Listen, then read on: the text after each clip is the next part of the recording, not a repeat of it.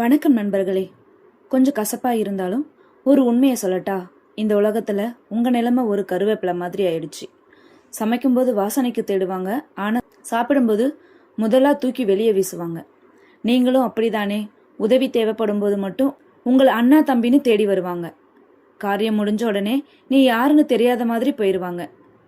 ஏன் உங்களுக்கு மட்டும் இப்படி நடக்குதுன்னு யோசிக்கிறீங்களா? இதுக்கு காரணம் நீங்க நல்லது செய்யறது தப்பு இல்ல, ஆனா யாருக்கு நல்லது செய்யறோம்னு தெரியாம செய்யறீங்க பாருங்க, அதுதான் தப்பு. புத்தர் சொன்ன ஒரு பயங்கரமான உண்மை இது. முட்டாள்களோடு வாழ்வதை விட தனியாக வாழ்வதே மேல். ஏன்னா ஒரு முட்டாள் நண்பன் ஒரு புத்திசாலி எதிரியை விட ஆபத்தானவன். இன்னைக்கு நீங்க படுற கஷ்டத்துக்கு காரணமே உங்களை சுத்தி இருக்கிற அந்த போலியான மனிதர்கள் தான். இந்த உலகம் ஒரு நேர்கோடு மாதிரி நண்பர்களே. காட்டுல நேரா வளர்ந்த மரங்கள் தான் முதல்ல வெட்டப்படும், கோணலான மரங்களை தப்பிச்சுக்கும். நீங்க ரொம்ப நேர்மையா அப்பாவியா இருந்தீங்கன்னா இந்த சமூகம் உங்களை வெட்டி சாய்க்க தயங்காது. இனிமே நல்லவனா மட்டும் இருக்காதீங்க, கொஞ்சம் வல்லவனாகவும் மாறுங்க. இல்லனா அடுத்தவங்க காலில் மிதிப்பட வேண்டியதுதான். இன்னைக்கு இப்பவே ஒரு முடிவு பண்ணுங்க. இனிமே நான் பழைய ஆள் கிடையாது, என்னை யாராலும் பயன்படுத்த முடியாதுன்னு சபதம் எடுங்க. உங்க வாழ்க்கையை மாத்த புத்தரும் சாணக்கியரும் ரகசியமாக சொன்ன 10 விஷயங்களை மட்டும் ஃபாலோ பண்ணுங்க. குறிப்பா அந்த 4வது ரகசியம் பாம்பு கதை உங்க வாழ்க்கையை மாற்றிவிடும். எதிரிகள் நடுங்க நீங்கள் கடைபிடிக்க வேண்டிய அந்த 10 மௌன ரகசியங்கள் என்ன? வாங்க பார்க்கலாம். சரி, இப்போ நீங்க முடிவு பண்ணிட்டீங்க. இனிமே நான் கருவேப்பிலை இல்ல, நான் நெருப்புன்னு முடிவு பண்ணிட்டீங்க. ஆனா நீங்க செய்யற தப்பு என்ன தெரியுமா? மனசு கஷ்டமா இருக்குன்னு கிடைக்கிறவங்க கிட்ட எல்லாம் போய் உங்க சோகத்தை கொட்டுறது. இங்கதான் உங்க முதல் சறுக்கலே ஆரம்பிக்குது. முதல் ரகசியம் இதுதான், இருக்கிறதுலே ஆபத்தான விஷயம். உங்களுடைய பலவீனத்தை எதிரிக்கு காட்டாதீர்கள். நிறைய பேர் என்ன நினைக்கிறாங்க? என் கஷ்டத்தை 4 பேர்கிட்ட சொல்லி அழுதா மனசு லேசா இருக்கணும்னு நினைக்கிறாங்க. ஆனா உண்மை என்ன தெரியுமா? உங்க கழுத்தை அறுக்க போற கத்தியே நீங்களே உங்க எதிரி கையில எடுத்து கொடுத்திருக்கிறீங்க. அதுக்கு பேர் தான் இந்த புலம்பல். காட்டுல ஒரு சிங்கத்துக்கு வேட்டையாடும் போது காயம் பட்டுருச்சுன்னா அது என்ன பண்ணும் தெரியுமா? அமைதியா இருட்டு குகைக்குள்ள போய் படுத்துக்கும். அந்த ரத்த காயத்தை வெளியே யாருக்கும் காட்டாது. ஏன்னா சிங்கம் பலவீனமா இருக்கு, அடிபட்டு கிடக்குதுன்னு தெரிஞ்சா நேத்து வரைக்கும் அந்த சிங்கத்தை பார்த்து பயந்து ஓடுன நரி கூட இன்னைக்கு அந்த சிங்கத்தை வேட்டையாட வரும். இதுதான் காட்டின் விதி. பலவீனத்தை காட்டினால் மரணம் நிச்சயம். இங்கே புத்தர் கேட்ட ஒரு கேள்வியை நல்லா யோசிச்சு பாருங்க.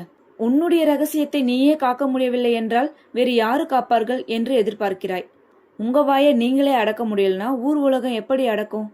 நீங்க பலவீனமா இருக்கும்போது சொல்ற வார்த்தைகள் பலமான பிறகு உங்களுக்கு எதிரா திரும்பும். நாளைக்கு உங்களுக்குள்ள ஒரு சண்டைன்னு வரும்போது நீங்க சொன்ன அந்த ரகசியத்தை வச்சுதான் அவங்க உங்களை அசிங்கப்படுத்துவாங்க. அதனால இன்னையிலிருந்து ஒரு சபதம் எடுங்க. உங்க கண்ணீரை உங்க வீட்டோட வச்சுக்கோங்க. வாசப்படியை தாண்டி வெளியே வரும்போது உங்களுக்குள்ள 1000 பிரச்சனை இருந்தாலும் நெஞ்சு நிமித்தி ராஜ நட போட்டுட்டு கெத்தா வாங்க.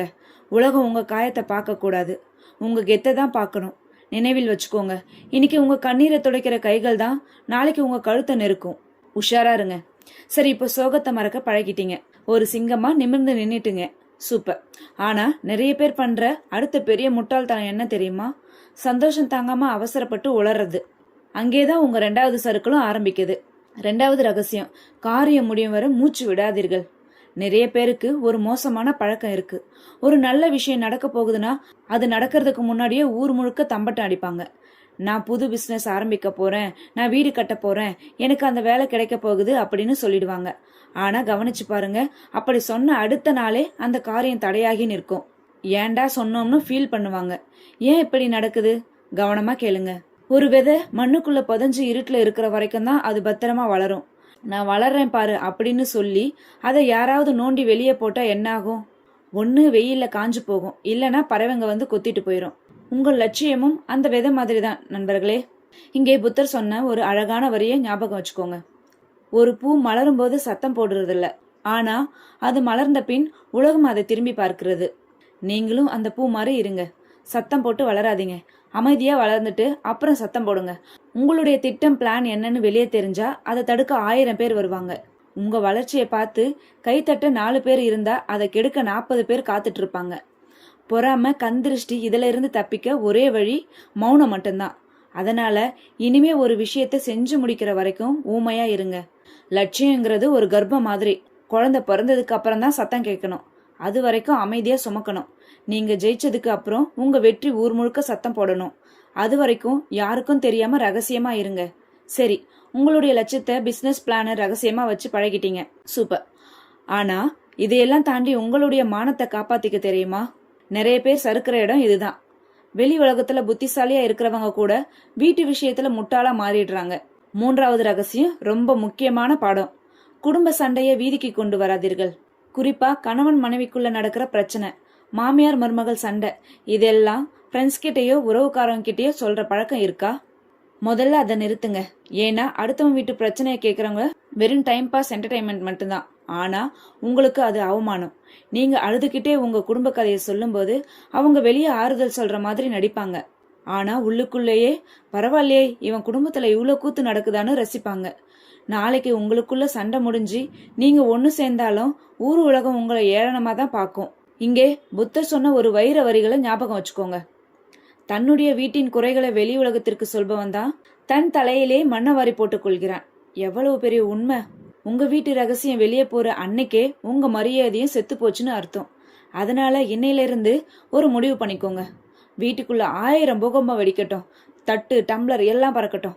ஆனா வாசப்படியை தாண்டி வெளியே வரும்போது எதுவுமே நடக்காத மாதிரி சிரிச்ச முகத்தோட ராஜா மாதிரி வெளியே வாங்க. எவன் ஒருத்தன் தன் வீட்டு மானத்தை காப்பாத்திக்கிறானோ அவனைதான் இந்த உலகம் மதிக்கும். உங்க வீட்டு பிரச்சனை ஊருக்கு சினிமாவாகி கூடாது. ஜாக்கிரதை. சரி, இது வரைக்கும் எதையெல்லாம் மறைக்கணும், எதையெல்லாம் ரகசியமா வச்சுக்கணும்னு பார்த்தோம். ஆனா வெளி உலகத்துல எப்படி நடந்துக்கணும்? நான் நல்லவன், நான் அமைதியானவனு எல்லாரிடமும் பல்ல இழிச்சிட்டு இருக்கணுமா? அங்கேதான் நீங்க சறுக்குறீங்க. ரொம்ப நல்லவனா இருந்தா இந்த உலகம் உங்களை எப்படி நடத்தும் தெரியுமா? 4வது ரகசியம். இதுதான் வீடியோவோட ஹைலைட். கவனமா கேளுங்க. இது வெறும் கதை அல்ல, இது உங்க வாழ்க்கை. கடிக்கா விட்டாலும் பரவாயில்ல, ஆனா சீர வேண்டும். ஒரு காட்டுல ஒரு பாம்பு இருந்தது. அந்த முனிவர் சொன்னாரு, யாரையும் கடிக்காத, அது பாவம்னு. உடனே அந்த பாம்பு சரி சாமின்னு சொல்லி கடிக்கிறதே விட்டுருச்சு. ரொம்ப சாதுவா மாறிடுச்சு. ஆனா என்ன ஆச்சு தெரியுமா? அந்த பாம்பு கடிக்காதுன்னு தெரிஞ்ச உடனே அந்த ஊர் சிறுவர்கள் அதை கல்லால அடிச்சு வாழை மிதிச்சு துன்புறுத்த ஆரம்பிச்சுட்டாங்க. ரத்தம் சொட்ட சொட்ட சாகுற நிலைமையில அந்த பாம்பு அழுதுகிட்டே முனிவர்கிட்ட போச்சு. முனிவர் அதை பார்த்து சிரிச்சுட்டே சொன்னார், முட்டாள் பாம்பே, நான் உன்னை கடிக்கத்தான் கூடாதுன்னு சொன்னேன், சீரக்கூடாதுன்னு சொல்லலையே. அடுத்த முறை பசங்க வந்தப்போ அந்த பாம்பு சும்மா பயங்கரமா படம் எடுத்து சீரிச்சு. பயந்து போன பசங்க தெரிச்சு ஓடிட்டாங்க. பாம்பு யாரையும் கடிக்கல, ஆனா தன்னை காப்பாத்திக்குச்சு. புத்தர் சொன்ன பாடம் இதுதான். அன்பு உள்ளே இருக்க வேண்டும், ஆனால் அறிவு வெளியே இருக்க வேண்டும். எல்லா இடத்திலும் அன்பை கொட்டாதீர்கள். வாழ்க்கையும் இப்படிதான் நண்பர்களே. எல்லா இடத்திலையும் நல்லவன் அமைதியானவன்னு பேரெடுக்க நினைக்காதீங்க. அது உங்க பலவீனம். உங்களை மிதிக்க நினைக்கிறவங்க கிட்ட உங்க கோபத்தை காட்டுங்க. தேவைப்பட்டா நடிக்கவும் செய்யுங்க. நினைவுல வச்சுக்கோங்க, உங்ககிட்ட விஷயம் இல்லைனாலும் பரவாயில்ல, ஆனா எதிரிக்கு உங்க மேல ஒரு பயம் இருக்கணும். அந்த பயம்தான் உங்களுக்கு மரியாதை. சரி, பாம்பு மாதிரி சீர பழகிட்டீங்க, எதிரிக்கு பயத்தை காட்டியாச்சு, சூப்பர். ஆனா உங்களுடைய இந்த கெத்தை கடைசி வரைக்கும் நிலைக்கணும்னா உங்க கையில ஒரு ஆயுதம் இருக்கணும். அந்த ஆயுதம் இல்லைன்னா நீங்க எவ்வளவு சீறினாலும் இந்த உலகம் உங்களை ஜோக்கர் மாதிரி தான் பார்க்கும். 5வது ரகசியம். இது கொஞ்சம் கசப்பா தான் இருக்கும், ஆனா இதுதான் உண்மை. பணத்தை மதியுங்க. அதை விட முக்கியம் அதை மறைத்து வைங்க. நிறைய பேர் சொல்லுவாங்க, பணம் என்ன சார் பெரிய விஷயம், குணம்தான் முக்கியம்னு. கேட்க நல்லா தான் இருக்கும், ஆனா நிஜத்துல பணம் பந்தியிலே, குணம் குப்பையிலே. உங்க பாக்கெட்ல பணம் இருந்தாதான் சொந்தக்காரங்க வாங்க போங்கன்னு கொண்டாடுவாங்க. கை காலியான பெத்த புள்ள கூட மதிக்காது. இதுதான் கலியுகம். அதுக்காக பணத்தை தலையில தூக்கி வச்சு ஆடாதீங்க. உங்ககிட்ட எவ்வளவு பணம் இருக்கு, என்ன சொத்து இருக்குன்னு யாருக்கிட்டையும் சொல்லாதீங்க. பணம் இருக்குன்னு தெரிஞ்சா கடன் கேட்டு வருவாங்க, பணம் இல்லைன்னு தெரிஞ்சா ஏளனம் பண்ண வருவாங்க. இது ரெண்டுமே ஆபத்து தான். புத்திசாலித்தனமான வாழ்க்கைக்கு புத்தர் சொன்ன ஒரு வரி இதுதான். ஒரு துளி நீரை கடலில் சேர்த்தால்தான் அது காய்ந்து போகாது. அதுபோல் பணத்தை சரியான இடத்தில் மறைத்து வைத்தால்தான் அது களவு போகாது. உங்க பணத்தை ஆடம்பரத்துல காட்டாதீங்க. ஆபத்து காலத்துக்காக சேமிப்புல காட்டுங்க. உங்ககிட்ட நான் சொல்றது ஒன்னே ஒண்ணுதான். உங்க வலது பாக்கெட்ல எவ்வளவு பணம் இருக்குன்னு உங்க இடது பாக்கெட்டுக்கு கூட தெரியக்கூடாது. பணத்தை ஒரு பரம ரகசியமா பாருங்க. பணம் பேசினா உலகம் கேட்கும், நீங்க பேசினா தூங்கிரும். சோ சைலண்டா சம்பாதிங்க, செட்டில் ஆகுங்க. ஒரு நிமிஷம் நில்லுங்க. இது வரைக்கும் பார்த்த 5 மௌன ரகசியங்களை மறக்காம இருக்க ஒரு முறை வேகமா பார்த்துடுவோம். கண்ணீரை தொடங்க. பலவீனத்தை காட்டாதீங்க. சிங்கமா இருங்க, விதையா இருங்க. காரியம் முடிகிற வரைக்கும் மூச்சு விடாதீங்க. வீட்டை பூட்டுங்க. குடும்ப சண்டையை வீதிக்கு கொண்டு வராதீங்க. பாம்பு மாதிரி சீரிங்க, கடிக்க வேண்டாம், ஆனா பயத்தை காட்டுங்க. பணத்தை மறைங்க. வலது கை வருமானம் இடது கைக்கு தெரியக்கூடாது. இந்த 5 விஷயங்களை நீங்க ஃபாலோ பண்ணினாலே பாதி கிணத்தை தாண்டிட்டீங்க. ஆனா இனிமே பார்க்க போற அந்த 6வது ரகசியம் இருக்கே, அதுதான் உங்க வாழ்க்கையில இருக்கிற குப்பைகளை சுத்தம் பண்ண போகுது. அது என்ன, வாங்க பார்க்கலாம். சரி, நீங்க ஒரு சிங்கமா மாறிட்டீங்க, பணத்தை மறைக்க கத்துக்கிட்டீங்க, எல்லாம் சரி. ஆனா நீங்க எவ்வளவு பெரிய வீரனா இருந்தாலும் உங்களை ஒரே நிமிஷத்துல காலி பண்ற சக்தி யாருக்கு இருக்கு தெரியுமா? உங்க பக்கத்திலேயே சிரிச்சு பேசிட்டு இருக்கானே உங்க நண்பன், அவனுக்கு இருக்கு. ஆறாவது ரகசியம். கொஞ்சம் வலிக்கத்தான் செய்யும், ஆனா இந்த அறுவை சிகிச்சை நீங்க பண்ணிதான் ஆகணும். குப்பைகளை தூக்கி வீசுங்க. அது மனிதர்களாக இருந்தாலும் சரி. கேட்கவே கொடூரமா இருக்கா? ஆனா இதுதான் நிதர்சனம். ஒரு கூட நல்ல ஆப்பிள்களுக்கு நடுவுல ஒரே ஒரு அழுகிய ஆப்பிள் இருந்தா என்ன ஆகும்? அந்த ஒரு ஆப்பிள் மொத்த கூடிய நாரடிச்சு வீணாக்கிடும்ல. நட்பும் அப்படிதான். உங்களை சுத்தி இருக்கிறவங்க யாரு, எப்படி குறை சொல்வாங்க, பொறாம பிடிச்சவங்க, சோம்பேறிகள், இவங்க கூட நீங்க சேர்ந்தா நீங்களும் ஒரு நாள் அழுகி போவீங்க. உங்க கனவை உங்களுக்கே தெரியாம கொள்றது இந்த மாதிரியான போலி உறவுகள் தான். இங்கே புத்தர் சொன்ன ஒரு எச்சரிக்கையை ரதத்துல ஏத்திக்கோங்க. ஒரு காட்டு விலங்கை பார்த்து பயப்படுவதை விட ஒரு தீய நண்பனை பார்த்து பயப்படு. ஏனென்றால் விலங்கு உன் உடலை தான் காயப்படுத்தும், ஆனால் தீய நண்பன் உன் மனதையே கொன்று விடுவான். எதிரி முன்னாடி இருந்து தாக்குவான், ஆனா துரோகி கூடவே இருந்து குழி பறிப்பான். யாரு ஆபத்துன்னு புரிஞ்சுக்கோங்க. அதனால இன்னைக்கு ஒரு முடிவு பண்ணுங்க. உங்களை மட்டம் தட்டுறவங்கள, உங்க வளர்ச்சிக்கு பிடிக்காதவங்கள பிளாக் பண்ணுங்க. கூட்டத்தோட ஆடு மாதிரி வாழறத விட தனியா சிங்கம் மாதிரி வாழறது எவ்வளவு மேல். நினைவுல வச்சுக்கோங்க. தனிமை உங்களுக்கு தரும் வலி துரோகம் தரும் வலியை விட குறைவுதான். கட் பண்ணுங்க. சரி, உங்க வாழ்க்கையை கெடுக்கிற துரோகிகளை பிளாக் பண்ணிட்டீங்க. சூப்பர். ஆனா ரோட்ல போறப்ப, ஆபீஸ்ல வேலை பார்க்கறப்போ சிலரை நீங்க தினமும் சந்திச்சுதான் ஆகணும். அவங்க கிட்ட போய் நியாயம் தர்மம்னு பேசிட்டு இருந்தீங்கன்னா கடைசியில நீங்க தான் பைத்தியக்காரனா நிப்பீங்க. ஏழாவது ரகசியம். இது உங்க எனர்ஜியை சேமிக்கிற மந்திரம். முட்டாள்களிடம் விவாதம் வேண்டாம். நீங்க எவ்வளவு பெரிய அறிவாளியா வேண்டுமானாலும் இருக்கலாம். ஆனா ஒரு முட்டாள் கிட்ட நின்று விவாதம் செஞ்சீங்கன்னா தூரத்துல இருந்து பாக்குறவங்களுக்கு அவனுக்கும் உங்களுக்கும் வித்தியாசம் தெரியாது. நீங்களும் ஒரு முட்டாள் ஆகிடுங்க. மழைக்காலத்துல நனைஞ்சுக்கிட்டு இருந்த குரங்குக்கு கூடு கட்டி வாழக்கூடாதுன்னு அறிவுரை சொன்ன குருவிக்கு என்ன ஆச்சு தெரியுமா? அந்த குரங்கு கோபப்பட்டு அந்த குருவி கஷ்டப்பட்டு கட்டின கூட்டையும் பிச்சு எரிஞ்சிச்சு. சிலருக்கு நல்லது சொன்னா புரியாது, அவங்க ஈகோ அவங்க கண்ணை மறைக்கும். எரும மாட்டுக்கு வேதம் ஓதுறதும் முட்டாள் கிட்ட நியாயம் பேசுறதும் ஒண்ணுதான். புத்தர் சொன்ன ஒரு அற்புதமான வரியை மனசுல வச்சுக்கோங்க. வெற்றி பெறுவதை விட விவாதத்தை தவிர்ப்பதே சிறந்த புத்திசாலித்தனம்.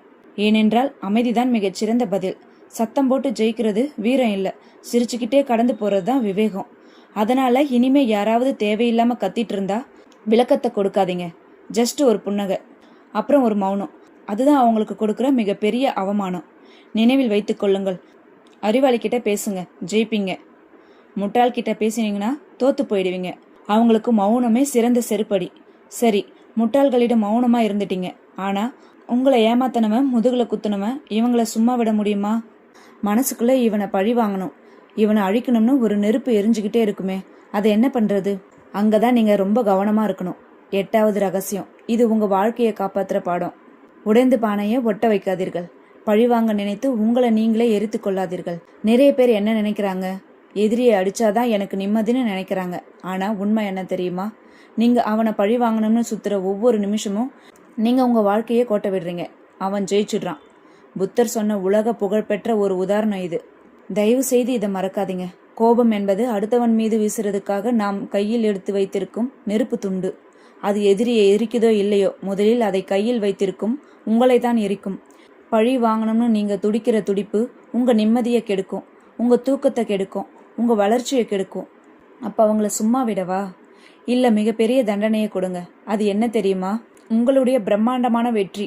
உங்களை யார் வேண்டாம்னு சொன்னாங்களோ, உங்களை யார் அசிங்கப்படுத்தினாங்களோ அவங்க முன்னாடி நீங்க நல்லா வாழ்ந்து காட்டுறீங்க பாருங்க, அதுதான் அவங்களுக்கு மரண அடி. அவங்கள அடிக்காதீங்க, அவங்கள விட உயரமா வளர்ந்து நில்லுங்க. உங்களை அண்ணாந்து பார்க்கும்போது அவங்க கழுத்து வலிக்கணும். அதுதான் உண்மையான பழிவாங்கல். நினைவில் வச்சுக்கோங்க. உங்க வளர்ச்சி தான் உங்க எதிரிக்கான மிகச்சிறந்த தண்டனை. சரி, இப்ப நீங்க வெற்றியை நோக்கி ஓட ஆரம்பிச்சிட்டீங்க. எதிரிகள் உங்கள் வளர்ச்சியை பார்த்து பயப்படுறாங்க. ஆனா இந்த வெற்றி அடைகிற அவசரத்துல நிறைய பேர் ஒரு மிகப்பெரிய தப்பா பண்ணிடுறாங்க. அது என்ன தெரியுமா? வாய்ப்புக்காகவோ அன்புக்காகவோ மத்தவங்க முன்னாடி கையேந்தி நிக்கிறது. அங்கதான் நீங்க உங்க மொத்த மதிப்பையும் இருக்கிறீங்க.